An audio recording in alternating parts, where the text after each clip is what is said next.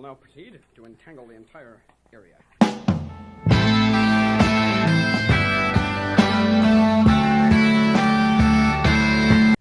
Hi guys, it's me Rylan, and today I'm going to be answering some of your questions which you may have potentially asked about me. Now, I originally asked everyone this question approximately 10 or so months ago when I uploaded a community post. Now, the only reason I haven't uploaded said video until now is because I've been waiting for more responses to trickle in, but that never quite happened. So, therefore, I only have 2 questions to answer, but I figure after I get done explaining my answers, I can just kind of tell you guys what's been going on in my life and everything like that. So, without further ado, let's jump right into it. Thomas Harmer 7127 asks, you were fairly young when you started this project. How do you think your appreciation of music has changed or developed over the last few years? So this is kind of a difficult question to answer with a few different parts to it, I suppose.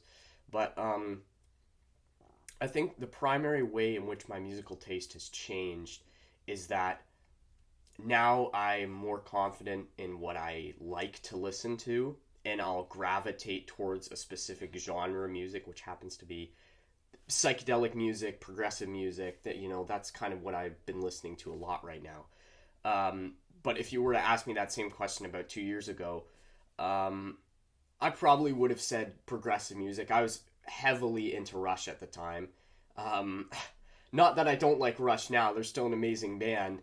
But I started to explore what allowed them to kind of kick open the door and create such creative music, I suppose I started to take more interest in the roots of progressive music or the roots of heavy music, and I found that a lot of that could be traced back to the 1960s. But as I said, now I think if you ask me what kind of music I'm like, I'm more willing to say, I like, 60s music or like psychedelic music. If you would have asked me that 2 years ago, I would have been like, I'm open to anything really. And I still am.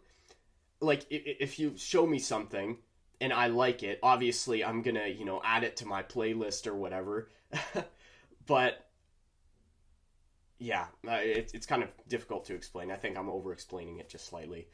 But I hope that answers part of your question. In terms of how it's developed, I know I already mentioned this, I guess, but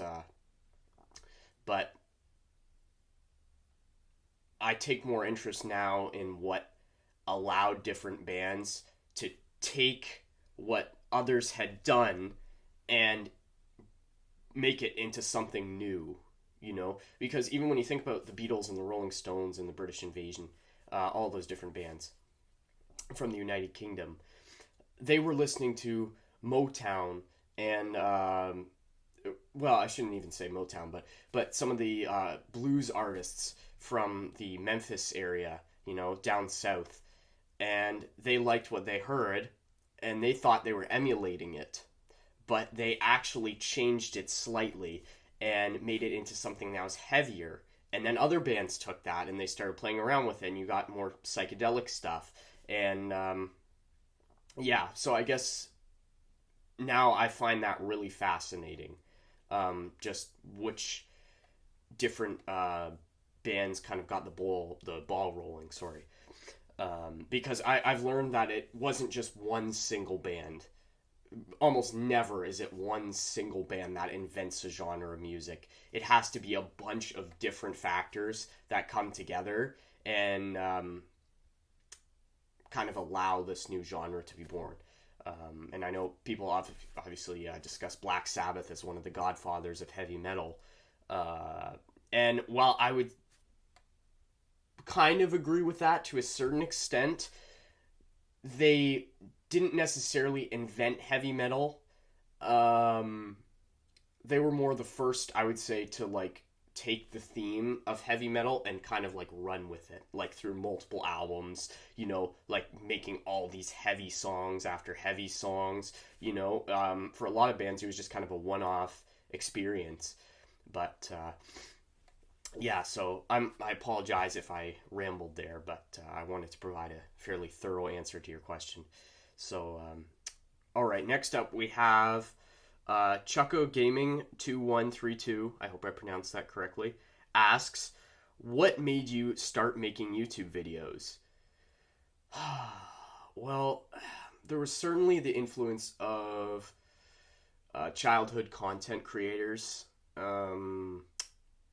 Not that I started watching videos when I was like, you know, 5 or 6, you know, but yeah, I would say anytime before I was like 10 years old, I was, you know, watching like Treehouse, you know, those children's show stations. But when I started getting more into YouTube as a preteen, I started discovering all these different content creators and all these different people who were making reaction videos, and I was like, you know, I was like, if they can do it, I should be able to do it too. And I already knew that I had a love for music, so I was like, I saw these reactors out there, and I decided, you know, like, why can't I do that? Because I want to look for new music, you know, and I'm still looking for new music even to this day. But I can't pinpoint one specific person for influencing me to move into content creation. But it's still a shame, though. I'm not able to recover my old channel, because if I was able to, then you guys would get a lot more information about how I actually started off. But since then, I've moved and everything. And even if you go back to some of the first videos on this channel, that's my old house, and obviously I'm about 2 or 3 years older here, because I think I was about 12 when I started this channel, and I'm approximately 15 now, 15 and a half, I guess you could say. Yeah, I don't really know how else to answer that question, I guess, but I know that I know I just kind of I feel like I didn't provide a super good explanation for that one. But I guess it was just outside influence. That's the main thing. I saw other people do it, and that made me want to do it. Also, thank you to those of you who actually answered the community post there. But I thought now I might be able to just go over the future of this channel, and you know how I think things are going to kind of unfold here, and that's really left up to you guys, right? I can keep doing reaction videos if you want me to keep doing reaction videos. There's definitely going to be more. One of my favorite types of videos that I make is probably like just finding really obscure like live performances, or compiling different live performances, or like rare songs from bands, doing that sort of thing. I really like doing that kind of stuff, just because it feels satisfying to feel like I'm providing a sort of service, I guess, to those who follow my channel, just increasing the level of convenience which it takes to access these recordings and videos and whatnot. But another thing I also wanted to discuss was the fact that I now have a Spotify. And I don't know how many of my subscribers use Spotify, but I've uploaded I've uploaded 4 things, I believe. So if I'm not pushing this on you guys or anything like that, but if you happen to want to listen to my journey through music, that's the place to go for it. I'm not sure if I'm going to keep uploading my music here, just because I've already uploaded Humanity's Finest, Two Sides of the Same Coin, and then on my Spotify, I uploaded a single called The Divine Line, and then an EP that was called what was that called? Seclusion, I think. Yeah.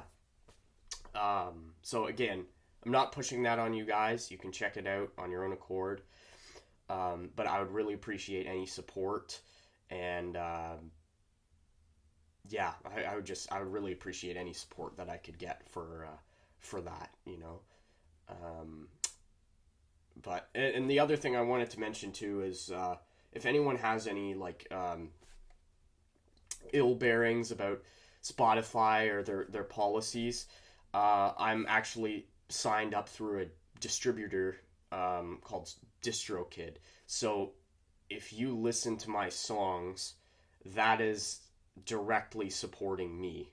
You know, I know some people have their problems about supporting certain record industries, but I just want everyone to know if you listen to my music, you're directly supporting me and my music. And that is one of the problems with Spotify, is that they don't pay their artists nearly enough money. But I'm not doing it for the money. I'm not doing it for the money. I'm just doing it for my own personal satisfaction, and I'm doing it just for publicity, you know, like just to get my name out there, I guess you could say. I don't know what else to talk about. So I guess I'll see you guys in the next video. Thanks for watching, and have a good one.